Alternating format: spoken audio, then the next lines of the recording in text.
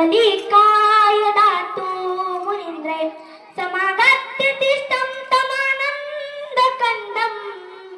परब्रह्मलिङ्गं भजे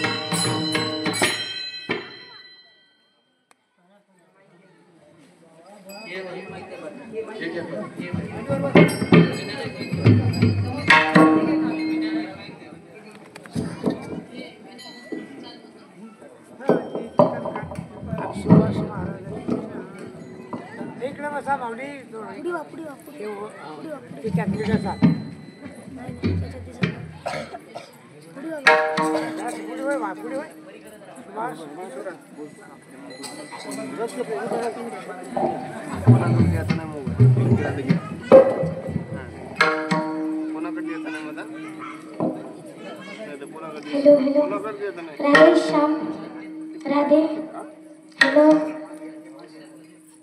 हेलो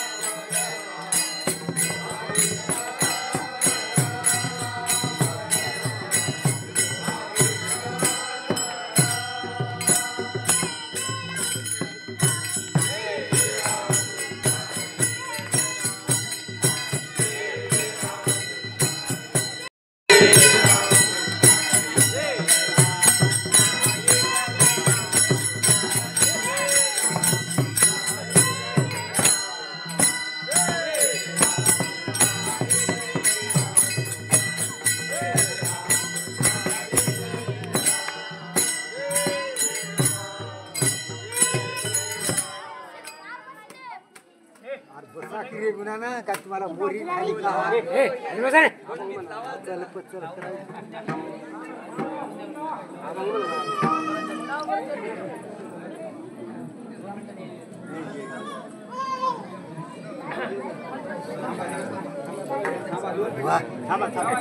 थांबा जरा 2 मिनिट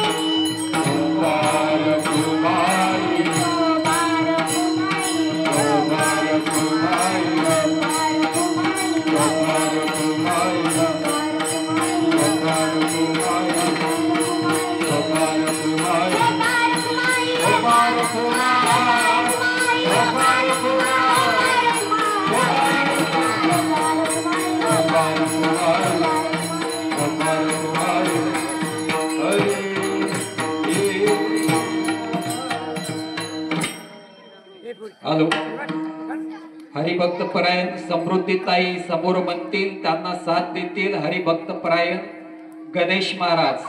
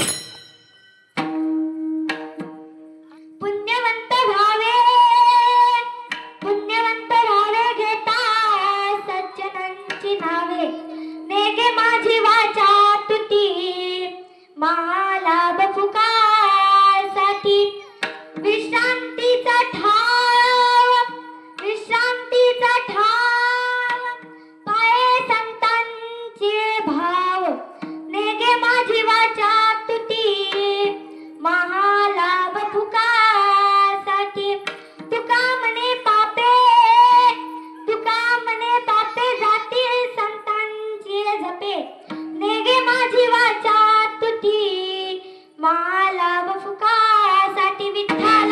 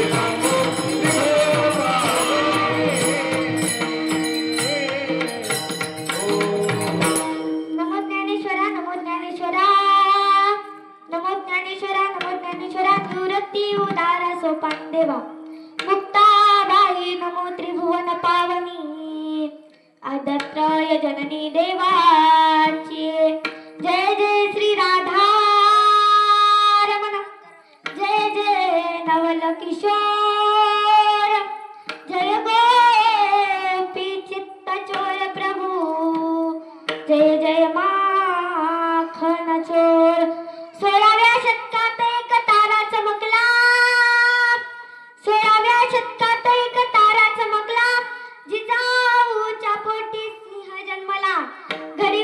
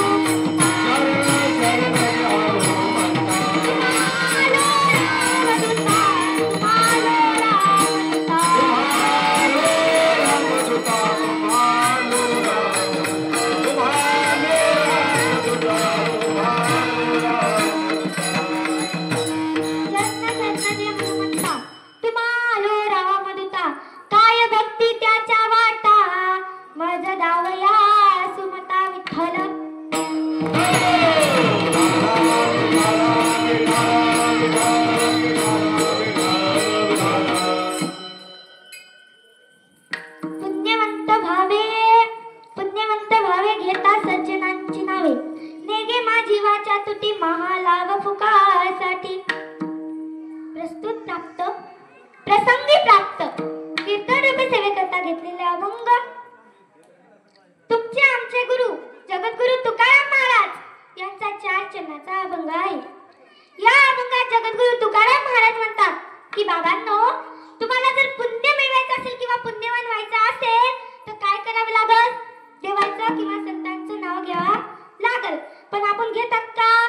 नाही. त्यांचे नाव खूप सोपे असतात पण आपल्याला घ्यायला पाहिजे. महाराज म्हणतात हे नाही कळलं, तुम्हाला अडचण होत असेल तर नेगे माझी वाचा तुटी महालाभ फुकासाठी. महाराज म्हणतात हा महालाभ आहे ना, मी तुम्हाला फुकटचा देतोय. तुम्हाला याच्यात पैसे लागतात का? तर नाही. कोणती गोष्ट फुकट मिळते? हा महालाभ फुकट आहे, घ्या. तुम्ही म्हणताल बाबा महाराज तुम्ही म्हणायला खरं आहे, तुमचं सगळं खरं आहे, आम्ही मानतात. बरं आम्हाला विश्रांती भेटते का? महाराज म्हणतात विश्रांतीचा ठाव पाय संतांचे भाव. तुम्हाला जर विश्रांती घ्यायची असेल तर काय करावं लागेल? कशातून विश्रांती घ्यावी लागल?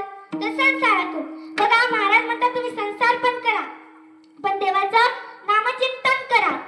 तुमचे जे पाप आहेत ते निघून जातात. कशामुळे? तुका म्हणे पापे जाती संतांचे जपे. बघा महाराज म्हणतात तुम्ही जे केलेले पाप आहे ते आमच्या जपामध्ये येतं. तुम्ही म्हणतात महाराज आम्ही जे केलेलं पाप आहे ते तुमच्या जपामध्ये जाते हे आम्हाला माहित आहे, पण तुमच्या जपामधलं पाप कुठं जातं? बघा महाराज तुम्ही पुण्यवंत व्हावे, पुण्यवंत व्हावे, हरी पुण्यवंत व्हावे, पुण्यवंत व्हावे, घेता सज्जनांची नावे, घेता सज्जनांची नावे, गीता सज्जनाची नावे, गीता सज्जनाची नावे, सज्जनाची नावे, गीता सज्जनाची नावे. नेगी माझी वाचा तुटी, नेगी माझी वाचा तुटी, नेगी माझी वाचा तुटी, नेगी माझी वाचा तुटी. महालाभ फुकासाठी, महालाभ फुकासाठी, महालाभ तुकासाठी, महालाभ तुकासाठी, महालाभ तुकासाठी, महालाभ तुकासाठी. विश्रांतीचा ठाव, विश्रांतीचा ठाव, हरी विश्रांतीचा ठाव, हे विश्रांतीचा ठाव. पाय संतांचे भाव, पाय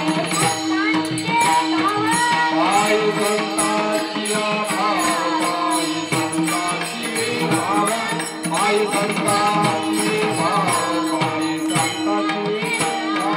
नेगी माझी वाचा तुटी, नेगी माझी वाचा तुटी, नेगी माझी वाचा तुटी, नेगी माझी वाचा तुटी. महालाभ फुकासाठी, महालाभ फुकासाठी, महालाभ तुकासाठी, महालाभ तुकासाठी, महालाभ तुकासाठी, महालाभ तुकासाठी. हरी तुका म्हणे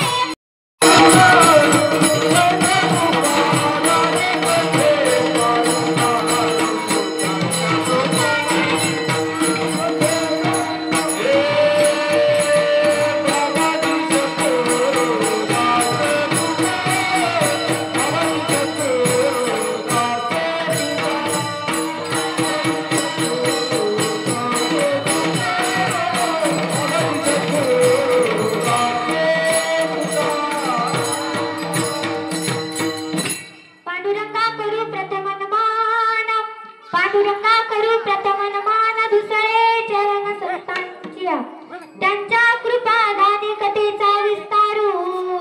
बाबाजी सद्गुरुदास तुका अलंकापुरी रम्य सिंह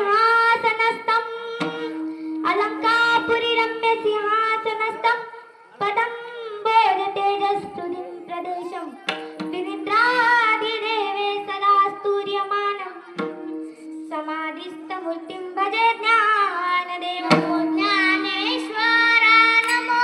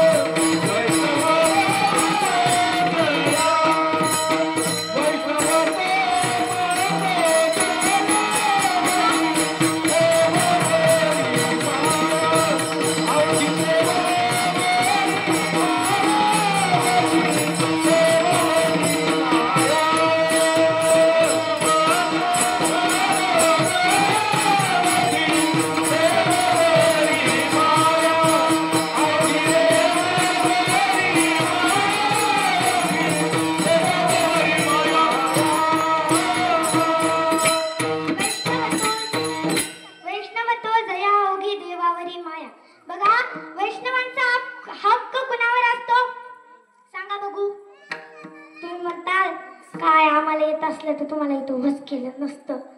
बरं म्हणू नका तसं. वैष्णवांचा हक्क देवावर असतं.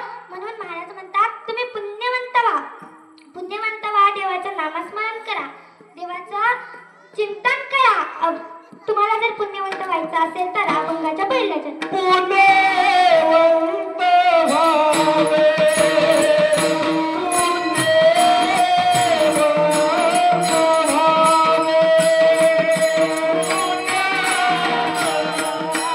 कुठे जातं?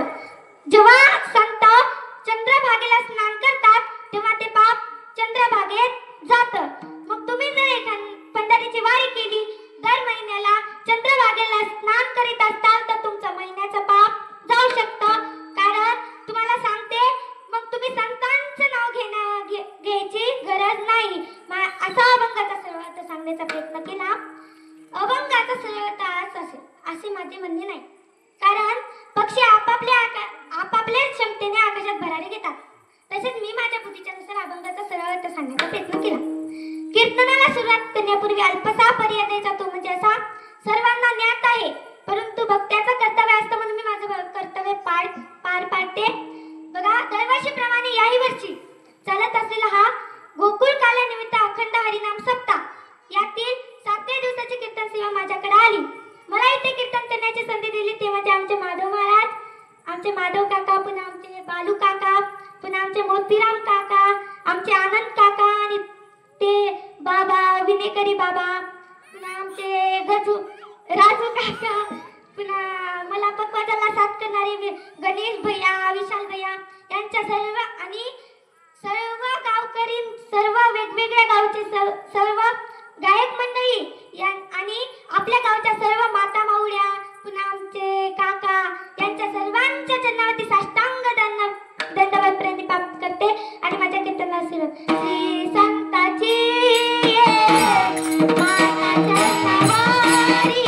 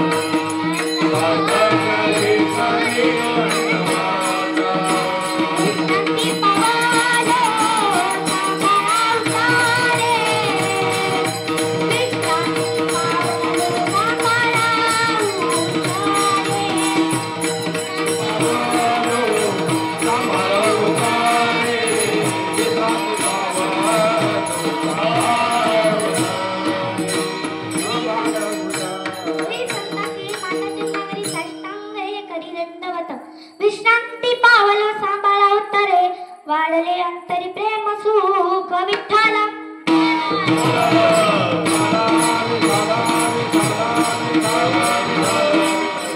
महाराज म्हणतात बाबांनो तुम्हाला पुण्यवंत व्हायचंय हे मला मान्य आहे, मी बी तुमच्यासाठीच करतोय.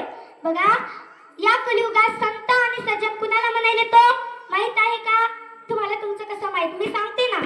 संत आणि सज्जन कुणाला म्हणायले? बघा ज्यांच्या अंगावर भगवे कपडे दिसले त्यांना संत सज्जन असं म्हणायले. पण बाबा महाराज म्हणतात की बाबांनो तुम्ही असं कुणालाही संत म्हणायचं नाही, कारण संत हे संतच आहेत. संत हे आपल्यासारखे असतात. भगवे कपडे घातले म्हणून संत होतात का हो? तर नाही. ते भगवे कपडे का घालतात सांगू का तुम्हाला? त्यांचं लग्नच होत नाही म्हणून ते भगवे कपडे घालतात. विठ्ठल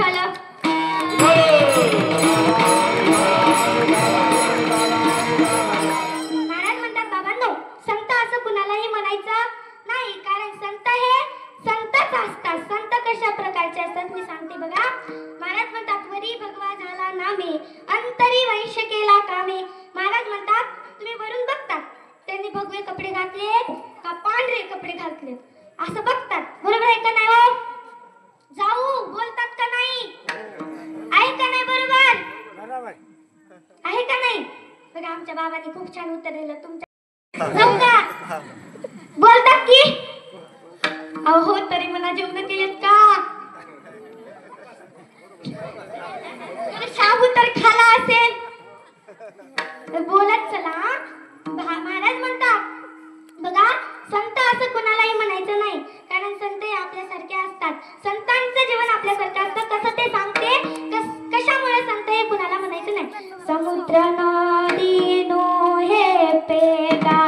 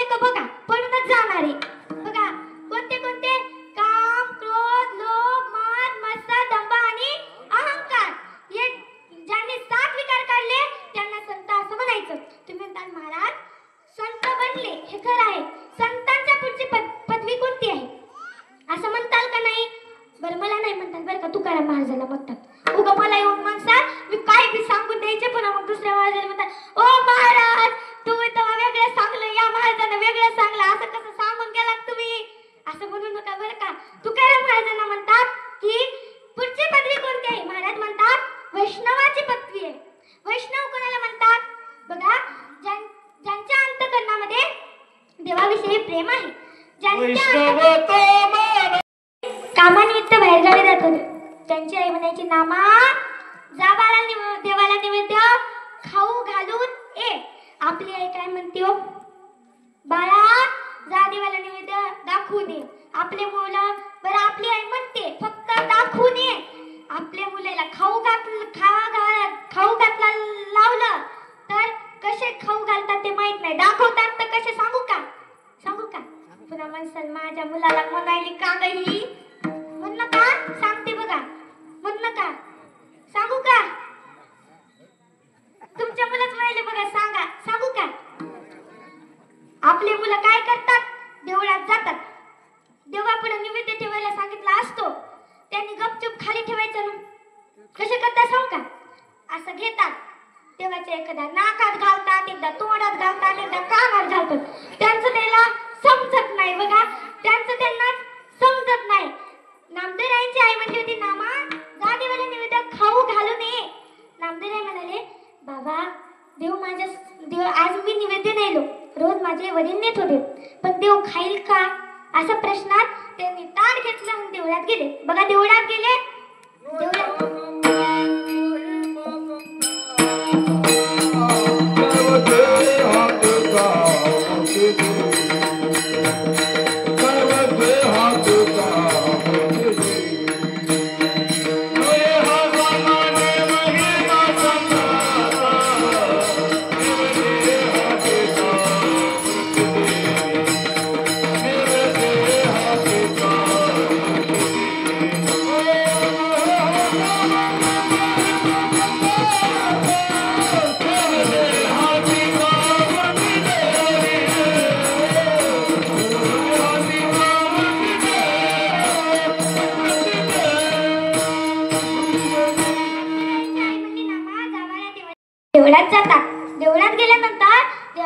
ताट ठेवतात.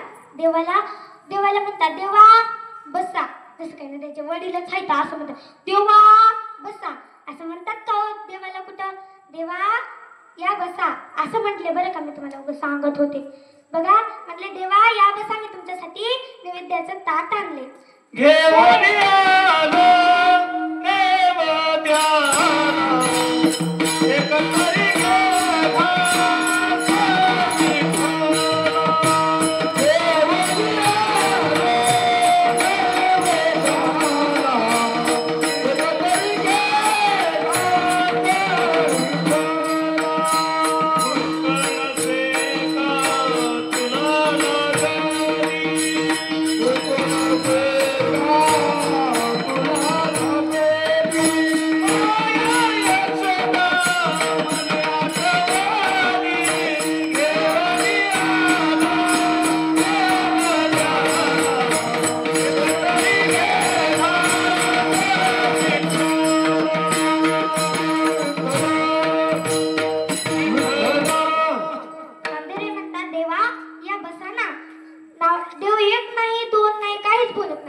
बघा नामदेवराव प्रेमाची विनंती करतात. रे माझा पिओ मोरे गोविंद लाला, पिओ मोरे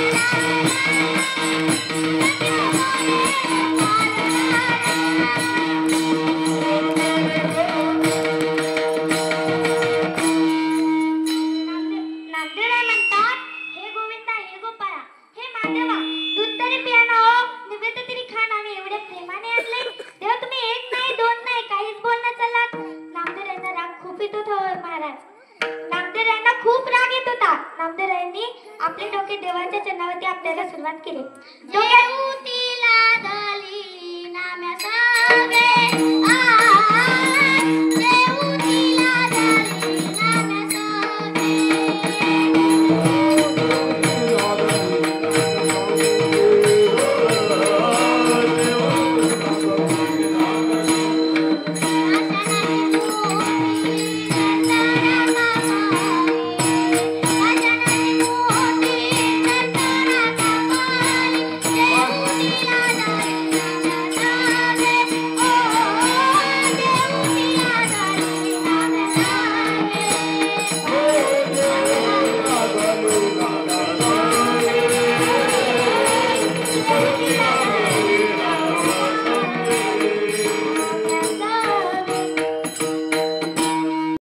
महाराज म्हणले हो चालतं, तुमच्या मुलाला पाठवून द्या असं म्हणले. त्यांनी लगेच त्यांच्या मुलाला पाठवून दिलं.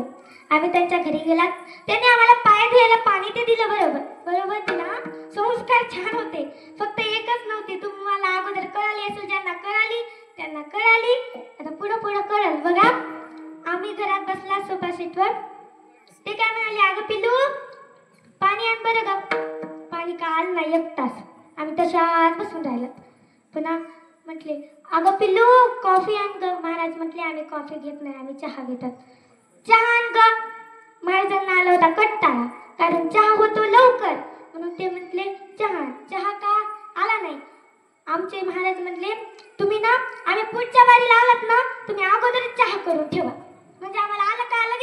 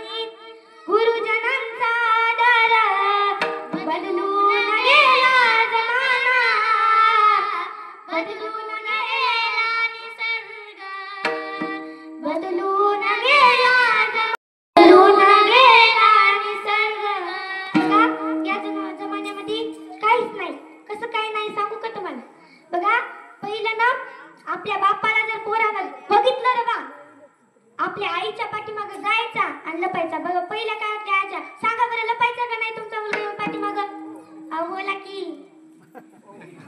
आता जाणारच आहे बघा तिसऱ्या बारीला. 2 बाऱ्या झाल्यात तुमच्या. यायचं का नाही, लपायचंय का नाही?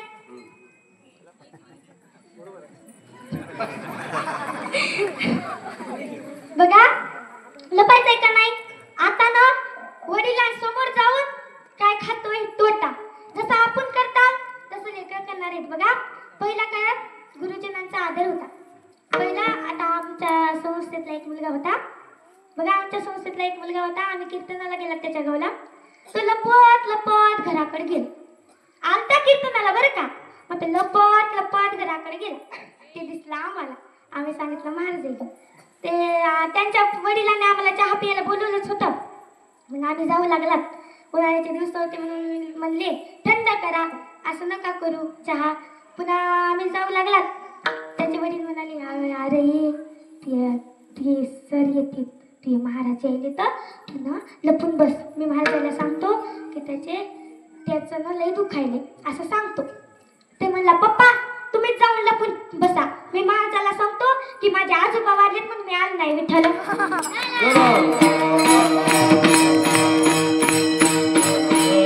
बघा आता गुरुजनांना भी येत का तर नाही.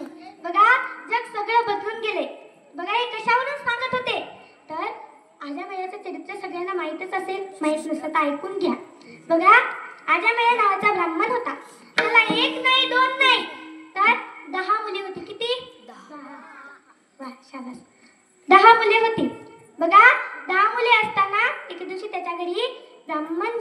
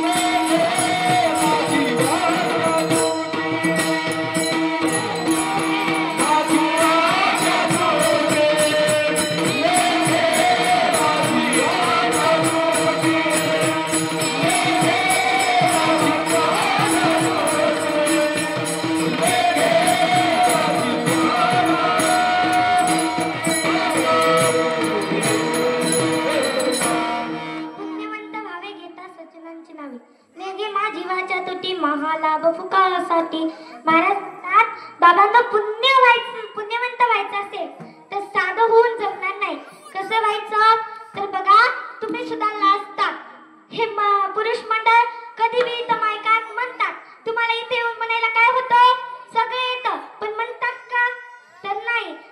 महाराज म्हणतात माझ्या जनाईनं माझ्या मुक्ताईंनी खूप पुण्य केलं होतं. बघा पुण्य केलं होतं. आमच्या ज्ञानोबारायांनी पुण्य केलं होतं. काही संत मंडळींनी त्यांना प्रश्न विचारला होता. कोणता तर बघा ज्ञानोबारायांचं चरित्र तुम्हाला माहीतच असेल. बघा 5 वर्षाचे ज्ञानोबाराय होते. नामदेव परमात्म्याच्या जवळ जातात. काय म्हटले? आम्ही आमच्या पांडुरंग परमात्म्याच्या जवळ जातात असं म्हटल्यानंतर मग ती दिंडी पुढे गेली. दुसरी दिंडी आली. म्हटली बाई हिच्यापेक्षाही जास्त माझा पांडुरंग परमात्मा गोळा असेल असं म्हटली. तिला आला तेवढ्यात काय झालं? तिला आला राग. ती म्हटली माझ्यापेक्षा दिसतोय का तो? बरं तिला आला राग. तिने आपलं मंगळवेढा गाव सोडलं आणि जशी पंढरपुरात गेली तशी म्हणायला लागली नाम तुम्हारा तारनहारा ओ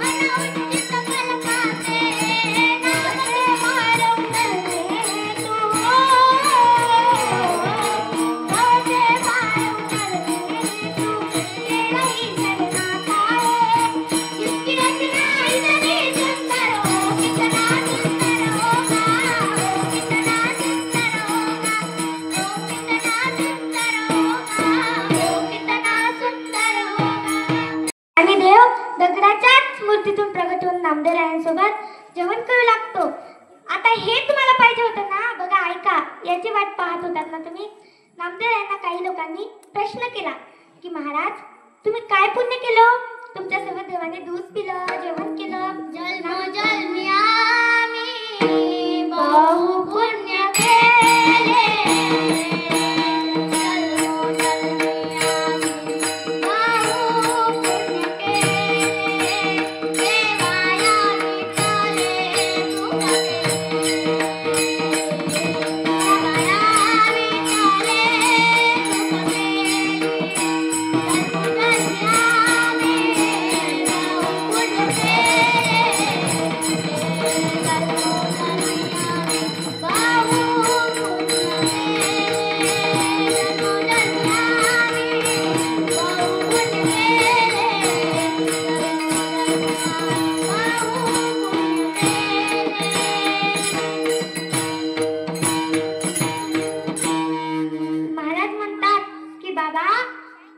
जन्मोजन्माचं आम्ही कितीतरी पुण्य केलं. आम्ही खूप लोकांचे बोलणे सहन केले, खूप लोकांचा त्रास सहन केला, तेव्हा त्या विठ्ठलानं आमच्यावर कृपा केली. साधं सुद्धा कृपा होती का हो? तर नाही. म्हणून महाराज म्हणतात तुम्हाला होईना चाललंय, मी देतो ना, मग घ्या ना तुम्ही. कशाला नाही नाकारतात? अभंगाच्या दुसऱ्या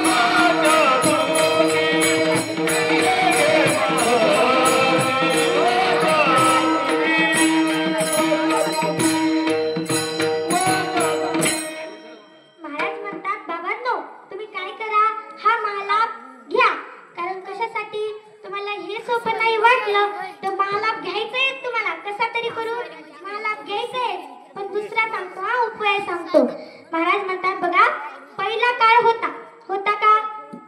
नव्हता. तुम्ही उगाच जन्मला. पहिला काळ होता तेव्हा काय करायचे? आई वडिलांना वाटायचं की आपल्या मुला मुलीचं नाव जर देवाचं ठेवलं तर काय होईल महाराज? पुण्य लागेल. पुण्य लागेल म्हणून वाटायचं. म्हणून आपले आई वडील देवाचं नाव ठेवायचे का नाही हो? पहिले नाव मुलीचे कसायचे सांगते हा. मुक्ताबाई, जनाबाई, कानोपत्र असे असायचे. आणि मुलांचे ज्ञानोबा, तुकोबा, कानोबा असे असायचे का नाही? आता ना तुम्हाला सांगते, आता काळ बदलून गेलाय. आता नाव कसं आहे सांग का तुम्हाला? नाव गंगाधरा, आंघोळ नाही, महिनाभर इथला नाही बरं का, दुसरीकडलं. मग माझ्या नावानं पोट. पुन्हा मग नाव निर्मळा, घराला आलाय भुर्रा. नाव शांताबाई, भांडणं केल्याशिवाय करमत नाही. बघा असं हे नाव साहजिक आहे. बरं या नावाला काही म्हणत नाहीत महाराज. बघा या नावाला काही म्हणत नाहीत. महाराज म्हणतात आता तर लयच नवीन एक नाव निघाले. कोणतं? ऐकायचं का? कोणतं सांग का? पिल्लू. कोणतं नाव? पिल्लू. बघा तुम्हाला एक दृष्टांत सांगते. आम्ही महाराजांच्या कीर्तनाला गेलता. तिथे त्या गावाच्या सरपंचाचा फोन आला. म्हणे अभंगाच्या दुसऱ्याच्या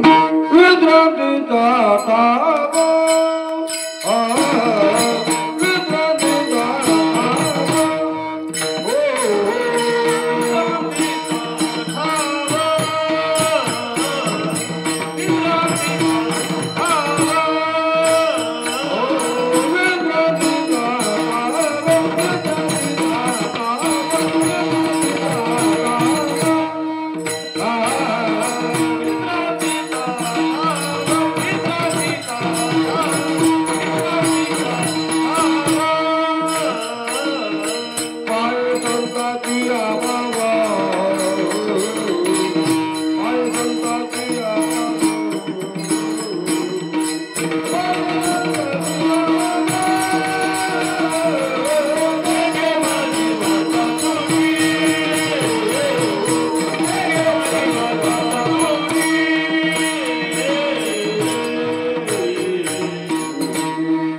म्हणतात तुम्ही विश्रांती घ्या. विश्रांतीचा ठाव पाय संतांचे भाव. कशामुळं? तुमच्याजवळ भाव असला पाहिजे. कशामुळं? तुमच्याजवळ भाव असला पाहिजे. भावाविषयी भक्ती असली पाहिजे. भाव म्हणजे भाऊ नाही बरं का. भाव, जो देवाला भाव आवडतो ना, तो भाव असला पाहिजे. भावाविषयी भक्ती असली पाहिजे. बघा, एका मुलीकडे एवढी भाव होता, पण ती दाखवीत नव्हती. कोण होती ती? बघा, एका वेशीच्या कुळामध्ये जन्माला आलेली मुलगी होती. म्हणे ती एवढी सुंदर दिसायची, एवढी सुंदर दिसायची. तिने जर पान खाल्लं ना, पान माहित आहे का? त्या दिवशीच आमच्या समृद्धी ताईने सांगितलं. बघा, पान खाल्लं ना, तर त्या पानाचा रस तिच्या नलट्याच्या घाटीतून दिसायचा. एवढी सुंदर होती म्हणे. रोज तिच्या दारापुढून दिंड्या यायच्या. एका दिवशी तिने विचारलं, अहो तुम्ही रोज रोज कुठे जाता? तो उगा आल्यानंतर त्याने काळाने त्या माझ्या मेळ्याला उचलत असताना माझ्या म्हणू लागला, नारायणा धाव, नारायणा वाचव, नारायणा तुझा बाप तुला सोडून जातोय, नारायणा वाचव. पण त्याच्या मुलानं काय ऐकलं नाही. जगाच्या मालकाला वाटलं की बाबा आपल्याला तो आवाज देतोय, आपल्याला त्याच्यासाठी काहीतरी करावं लागेल, म्हणून त्याच्यासाठी विमान पाठवलं. त्यासाठी विमान पाठवले,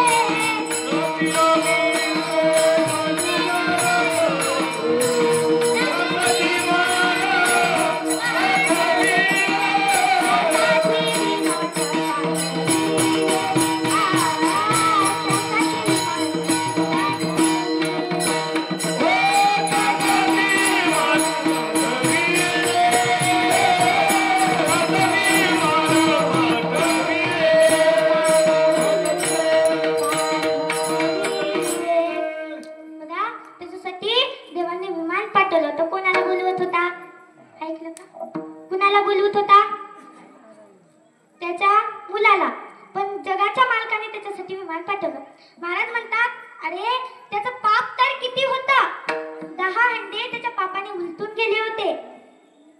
आजा मेळा पापरासी नामी गेला वैकुंठासी. महाराज म्हणतात, बघा त्याने पाप खूप केलं होतं, तरी तो वैकुंठाला गेला. तरी तो कुठे गेला? वैकुंठाला गेला. महाराज म्हणतात, बाबांनो हा एक उपाय सांगितला. आजा मेळा म्हणाला, काय हो महाराज, आज नाही. महाराज म्हणाले, आजामया तुझ्याकडेच येत होतात. कशासाठी हो? अरे लई भूक लागली रे, काहीच नाही खाल्लं. आजामया म्हणाला, या महाराज बसा, तुम्हाला जेवायला वाटतो. असं म्हटल्यानंतर जेवायला वाटतो म्हणल्यानंतर त्याने जेवायला वाटलं. संतांचं जेवण पण झालं, त्या ब्राह्मणांचं जेवण पण झालं. ते म्हटले, आता आमची दक्षिणा. असं म्हटल्यानंतर दक्षिणा म्हणल्यानंतर काय झालं? आजामया म्हणाला, महाराज मी तुम्हाला खायला दिले, बाजूच्या घरातून दक्षिणा मागू ना, आणि ती मला द्या असं म्हणलं नाही बरं. पुन्हा संत म्हटले, आजामया देणारी दक्षिणा असं का करतोस? आजामया म्हणाले, महाराज मी आता तुम्हाला खायला दिले, मी दक्षिणा देऊ शकत नाही. तेवढ्यात आजामयाचा सर्वात छोटा मुलगा 10वा, तो ना रांगत रांगत रांगत रांगत आजामयाच्या जवळ गेला. आजामयाच्या जवळून संतांच्या जवळ गेला. संत म्हणाले, आजामया याचं नाव काय ठेवलंस रे? आजामया म्हणाला, महाराज याचं नाव नाही ठेवलं आणखी. तेवढ्यात मग संत म्हणाले, आजामया याचं नाव काय ठेवू सांगू का? ते म्हणाले, हो सांगा. तेवढ्यात संत म्हणाले, याचं नाव नारायण ठेव. नारायण ठेव म्हटल्यानंतर आमची दक्षिणा आम्ही हीच मानतात असं म्हटलं. आजामया म्हणाला, पैसे तर वाचतात, नाव तर ठेवायचे काय असते, चला नाव ठेवू. त्यांच्या देखत त्यांनी नारायण हे नाव ठेवलं. बघा लहान मुलाचा कधी बी लाड असतो. बघा कुणी बी येतं त्याला उचलून नेतं, चॉकलेट गोळ्या आणून देतं, त्याला खाताच येत नाही. मग कोण घेतं? मोठ्याचं सापतं. बघा, मग आजामेळा लहान्या मुलाचा लाड करायचा, तो लहान्या मुलापाशी राहायचा. एके दिवशी काय झालं, आजामेळ्याला खूप त्रास होत होता. असं त्रास होत असताना तो म्हणाला, नारायणा पाणी आण, नारायणा दूध आण, नारायणा चहा आण, असं सतत म्हणत राहायचं. पण मग लगेच त्याच्या दुसऱ्या दिवशी त्याचा काय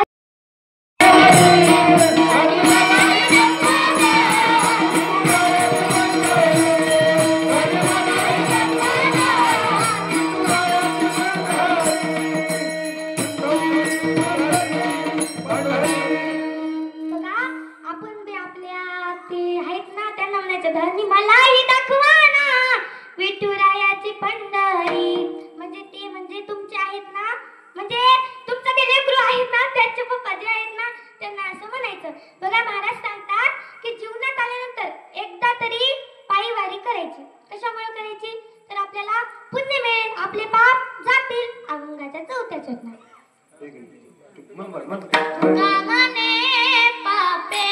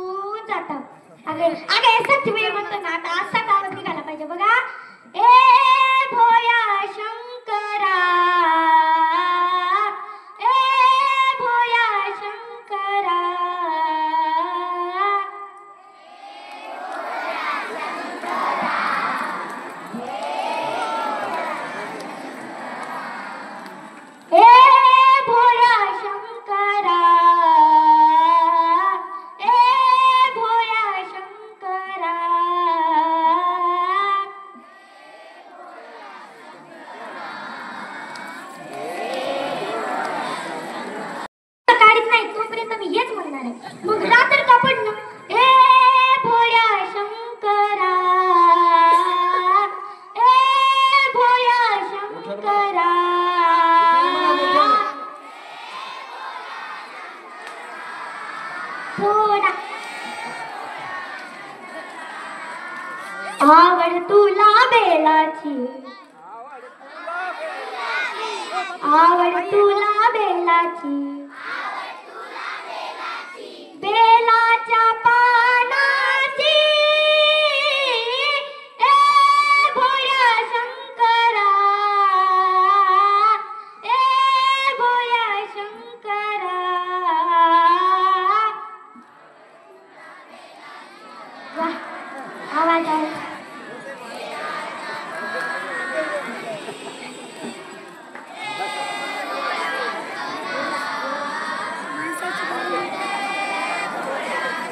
आता तुमची बारी झाली म्हणलं आता मला मोकळं झालं पाहिजे आता पुरुष आता मंडळी पुरुष मंडळी आता बघूत ना त्यांचा आवाज जास्त निघाला की तुमचा तर म्हणा चला ओ ए भोया शंकरा ए भोया शंकरा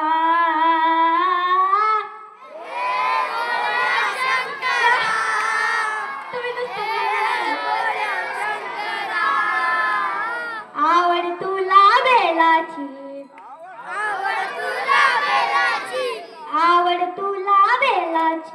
आवड तुला बेलाची बेलाच्या पानाची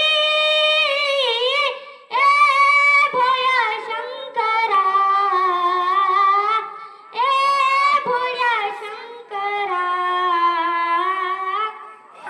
त्यावरला इकडले मला म्हणायचं लागणार बेलाच्या तिने बाहेरून बघितलं तर एवढं सुंदर गाणं म्हटलं ती बघता बघता दर्शन बारीत लागली दर्शन बारीत लागल्यानंतर ती बघता बघता देवाच्या पायाजवळ पोहोचली आणि तिने विचार केला बाबा देव तो माझ्यापेक्षाही खूप सुरेश आहे असं म्हटली बरं देव सुरेश आहे हे मला माहित आहे पण बघा देव कोमल आहे का नाही हे बघण्यासाठी तिने आपल्या उजव्या हाताचे पहिले बोट देवाच्या डाव्या पायावर ठेवले जसे डाव्या पायावर ठेवले ना महाराज जसं आपण गालात हसल्यानं खळ पडते ना तसे त्या देवाच्या पायावर खळ पडली ती म्हटली देवा मला माफ कर देवा मला माहित नव्हतं की या जगात माझ्यापेक्षाही कोणीतरी कोमल आहे माझ्यापेक्षाही कोणीतरी सुंदर आहे असं मला माहित नव्हतं तेव्हा मला मधात गर्व आला होता मी तुझ्यापाशी यायचे पण मला गर्व आला होता मग या साधू संतांनी मला वाट काढून दिली मग देवा मला माफ कर तिने ठरवलं की आता कुणाचंही ऐकायचं नाही आता तिने आपला देह देवाच्या पायावरती ठेवून दिला कोण होती ती स्त्री कोण होती तर बघा दर्शन बाळीतून जाताना माझ्या पंढरी परमात्म्याच्या दर्शना अगोदर त्या बाईचं स्त्रीचं दर्शन होतं आणि मग माझ्या पांडुरंग परमात्म्याचं दर्शन होतं कोण होती का भक्ती गीतामध्ये वर्णन केले एका वेशेची मुलगी भक्ती करून धन्य झाली ज्ञानपात्राला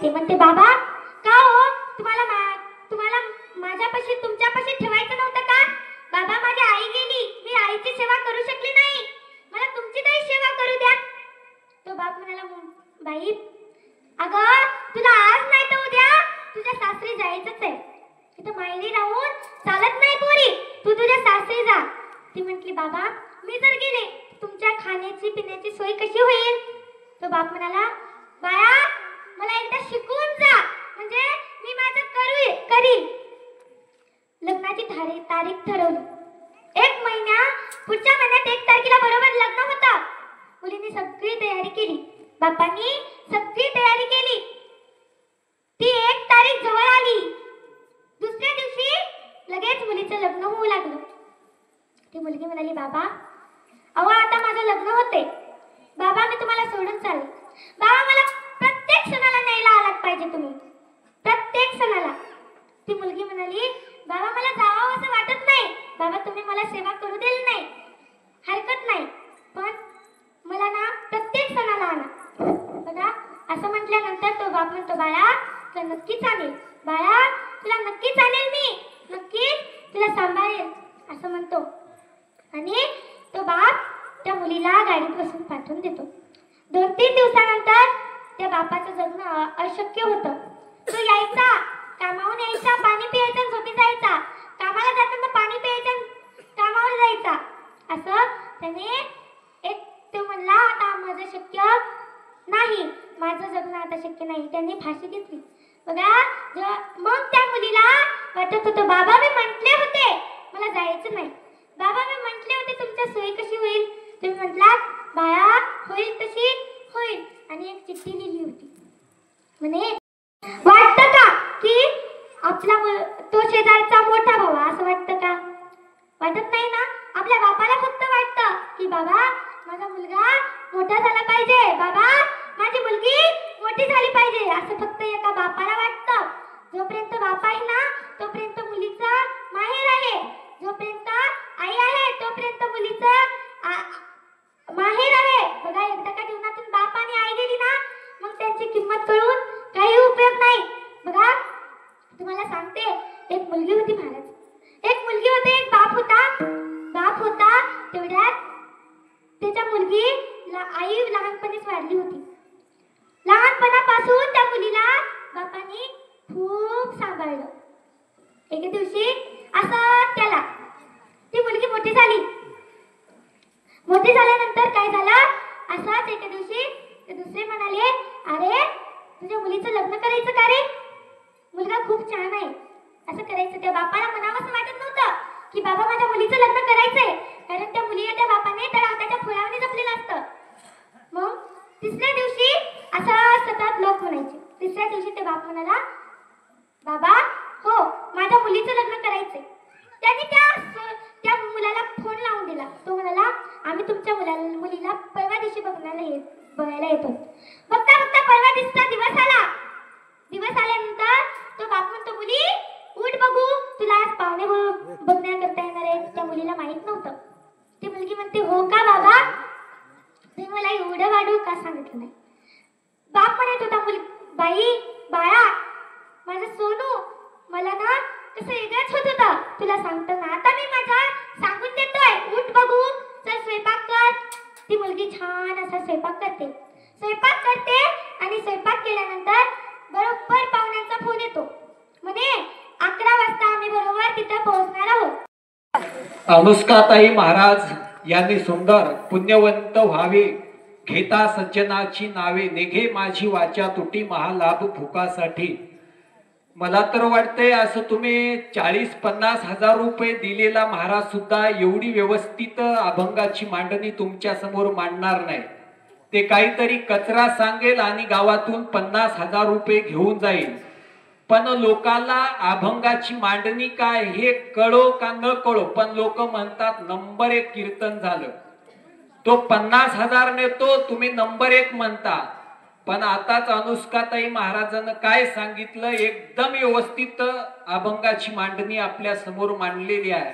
50 हजार, 40 हजार, 60 हजार रुपये घेणारा महाराज एवढं व्यवस्थित तुम्हाला अभंगाची मांडणी सांगणार नाही. पुण्यवंत व्हावे घेता सज्जनाची नावे, निघे माझी वाचा तुटी महालाभ फुकासाठी. विश्रांतीचा ठाव पायी संतांची या भाव. संतांच्या पायावर जर तुम्ही विश्वास ठेवला तर त्याचं उत्तर महाराज, तुका मने पापे जाती संतांची या जपे, आणि तुका मने पापे येती रोगाची या रूपे. संतांच्या जपानं पाप जात आणि रोगाच्या रूपानं पाप येतं. आलेलं पाप जर असेल तर ते संतांच्या जपानं जात. सुंदर चिंतन मांडलेलं आहे. वेडे वाकुडे लेकुराचे बोल, करीती नवल माय बाप. येड वाकड जरी लेकरू बोललं तर महाराज म्हणले त्यांचं असणार कौतुक आई वडिलांना करावं. 9व्या अध्यायामध्ये माऊलींच्या ओव्या आहेत लेकराबद्दल. ना तरी बालक बोबडा बोली, का वाकुडा विचुका पाऊली, ते चोज करोनी माऊली रिघे जेवी बाळक बापाची ताटी रिगे रिगोनी बापात तेच जेवू लागे की संतोष तेनी वेगे मुखची ओढवी. ज्ञानोबराया म्हणतात एखादं बाळ नेमकं चलायला लागलं ती आई त्या लेकराला असं धरती सोडती, बाळ चाल म्हणजे तिला आनंद वाटतो. ज्ञानोबराया सांगतात, मला जास्त विस्तार करायचं नाही. बाळक बापासोबत जेवायला बसला, स्वतः घास घालत नाही, बाळक बापाची ताटी रिगोनी बापा तेच जेवू लागे की संतोषितेनी वेगे मुखची ओढवी. जसं त्या लेकराचा आनंद आई बापाला हवाय, ज्ञानोबरायांनी 9व्या अध्यायामध्ये वर्णन केलं. तसं वेडे वाकुडे लेकुराचे बोल करीती नवल मायबाप. त्या मुलीचेच मायबाप नाही तर आपल्या सगळ्या गावाची असणारी ती मुलगी आपली लेक आहे. म्हणून आपण आपल्या मुलीचं कौतुक करणं हे गरजेचं आहे. आणि एवढी मंडळी जे आले, खरंच प्रोत्साहन मिळत असतं बरं का अशा लेकरांना. आता आपल्या गावामध्ये ह्या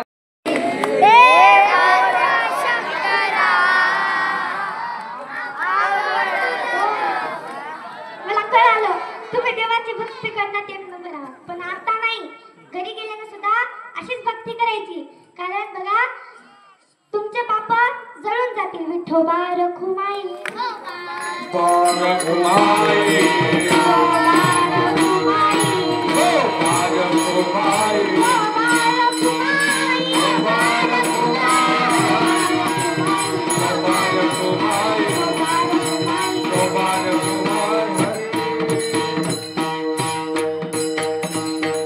बघा जीवनात आल्यावर काही करा, अगर नका करू, पण आई वडिलांची सेवा करा महाराज. एकदा का जीवनातून आई आणि वडील गेले ना, पुन्हा त्यांची किंमत कळते. त्यांची किंमत ते गेल्यानंतर त्यांची किंमत कळून काही उपयोग नाही. बघा महाराज म्हणतात बाबांनो की तुम्ही नाही देवाचं भजन केलं तरी हरकत, पण तुम्ही आई वडिलांची जर सेवा केली तर नक्की तुमचं पुण्य संतांच्या जबामध्ये जातं. बघा तुम्ही आई वडिलांची सेवा करा. बघा ज्याचा हात मोडलाय, ज्याचा पाय मोडलाय, त्याला त्याची जाऊन किंमत विचारतात ना. त्याची आई गेली, त्याचे वडील गेले, त्यांना त्याची किंमत विचारा ना जाऊन. 2 मिनिटं थांबा होतो नका. बघा त्यांचे आई वडील, त्यांचे वडील गेले, त्यांना त्यांची किंमत विचारा ना. बघा आठवा माय माऊल्यांनो, मुलींसाठी बाप खूप महत्वाचा असतो.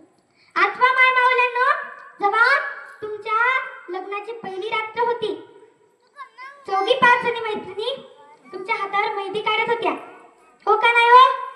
आणि रात्री तुम्हाला हळद लागणार होती. तुमची आई जवळ येते आणि म्हणते, बाई माझी चिमणी उद्या मला सोडून जाणार. काय म्हणते हो? बाई माझी चिमणी उद्या मला सोडून जाणार, असं म्हणते का नाही?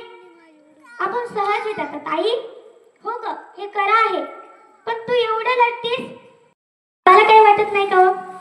बाबाला काही वाटत नाही का ग? आई म्हणाली, बाबाला खूप वाटतं ग पोरी.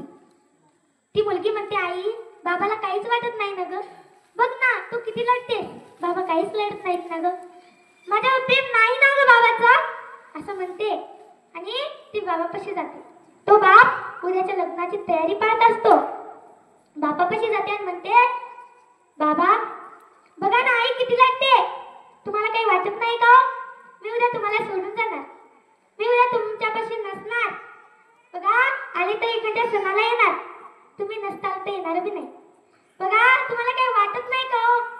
तो बाप काही न बोलता त्या मुलीला म्हणतो, बाळा जा, उद्या तुला सकाळी लवकर उठून तुला भरपूर काम आहे, जा बाळा आराम कर. तो बाप त्या मुलीला पाठवून देऊन एका अंधारा खोलीमध्ये जातो आणि लढत बसतो.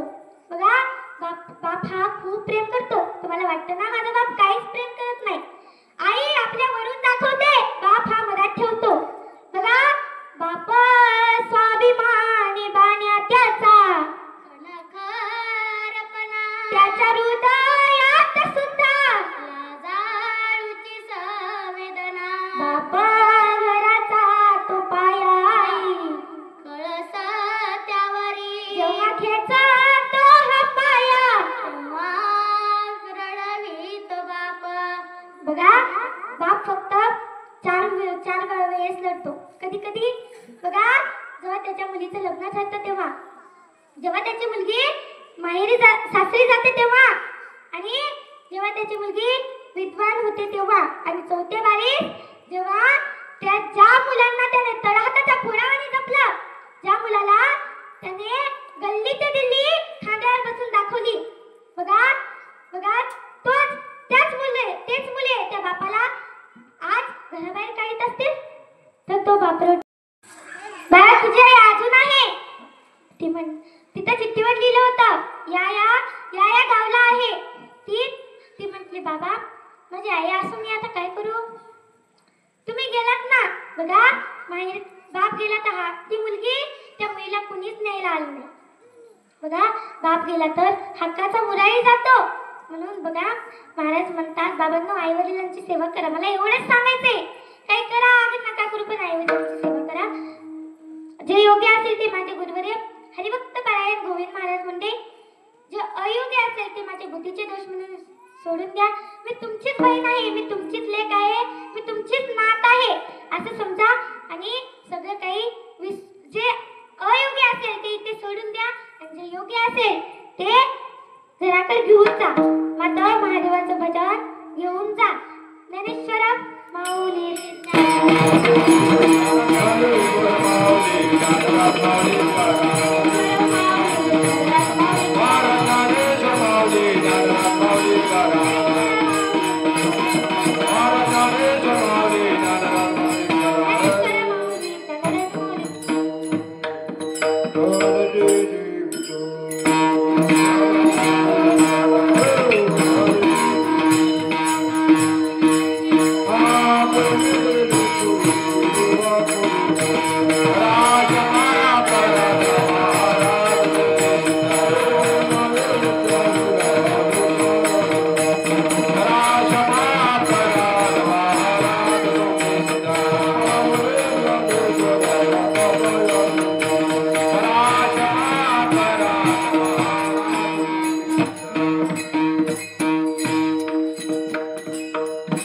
साधू संतां थोडं 1-2 मिनिट थांबा.